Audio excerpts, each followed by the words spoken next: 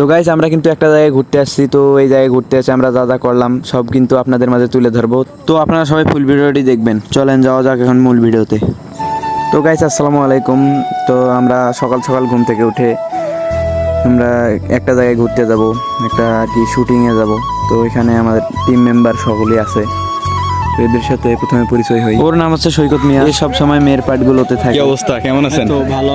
এর নাম হচ্ছে সাকিব আল হাসান। কি অবস্থা, কেমন আছেন? ও হচ্ছে আসিফ কি মিয়া, অবস্থা? আমাদের আসলাম আসলাম ভাই। ওয়ালাইকুম সালাম ওয়া রাহমাতুল্লাহি। এখানেও কি ফানি দিচ্ছেন নাকি? এই হচ্ছে হারুন আর রশিদ অর্পণ। আমরা শুটিং এ যাইতেছি, হ্যাঁ। সবাই দোয়া করবেন।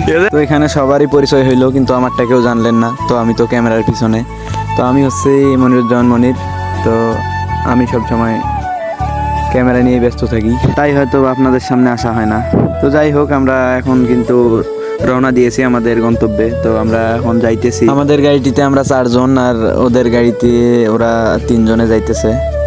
তো ওর গাড়িটার নাকি একটু সমস্যা, তাই ওরা 3 জনে যাইতেছে। তো দেখতে পাচ্ছেন ওরা যাইতেছে, ওরা আমাদের ভিডিও করতেছে, আমরা ওদের ভিডিও করতেছি। তো এইভাবেই কিন্তু আমরা যাচ্ছি।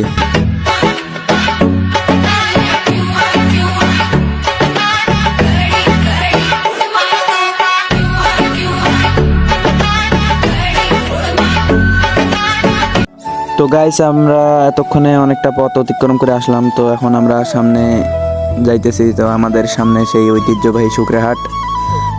এই শুকরেহাট বাজারে এমন কোনো জিনিস নাইতে পাওয়া যায় না। আপনাদের হয়তো কোনো কিছু প্রয়োজন হয়, যদি অন্য কোথাও না পান, তাহলে আমাদের এই শুকরেহাট বাজারে আসবেন, এখানে সব কিছুই পাওয়া যায়। আর হ্যাঁ, সামনে আমাদের সেই ভ্যান স্ট্যান্ড, বলতে এখান থেকে আমাদের বাসা যাইতে লাগে 10 টাকা ভাড়া। তো এখানে ভ্যানগুলো দাঁড়ায়, এখান থেকে আমরা যাতায়াত করি।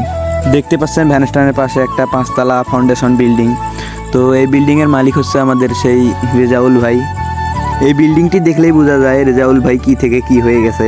আগে ছিল তার 1 টাকার ব্যবসা, এখন হয়ে গেছে কোটি টাকার ব্যবসা। তো আল্লাহ চাইলে কি না করতে পারে, এটাই তার প্রমাণ। আমাদের শুকরেহাট বাজারের মাঝখানে অবস্থিত একটি শাপলা চত্বর, এটাই আমাদের শুকরেহাট বাজারের মূল আকর্ষণ।